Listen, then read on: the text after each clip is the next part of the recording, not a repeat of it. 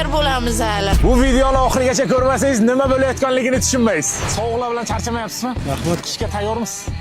Ha, tayyormiz. Ertaga olmadim hali. Tayyormiz. Tayyor. Tayyormiz. Gaz bor, svet bor. Tayyor. Aha, shaharda yashaymiz, hammasi bor. Hali yoqilgani yo'q, lekin bor. Tayyor. Muammo yo'q, bor hammasi. Gaz, svet o'chmaydi. Gaz, svet, chotki. Muammo yo'q, hamma sharoit bor. Gaz pastashad, mon tayyor. Uyda nima yoqasizlar? Uydami?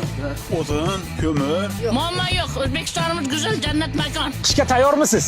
Yo'q hali. Nimaga tayyormisiz? Qaydan tayyor bo'lamiz hali qishga? Samarqandimizda obodchiligiga obodlik qo'shyapsiz-ku, mana shu $100 sizga tayyor bo'lmaganingiz uchun.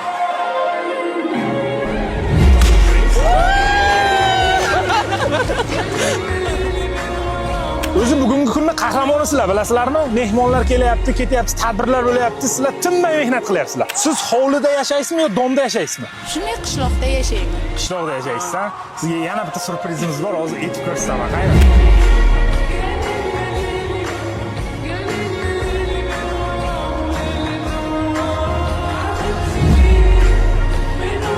Bizlar ham shu obodonlashtirishda ishlaydigan xolalarga issiq kayfiyat beraylik deb keldik-da.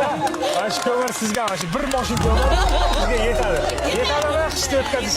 Lekin yana bir bor aytaman, sizlar bugungi kunda qahramonisizlar. Hammalaringizga men rahmat aytaman.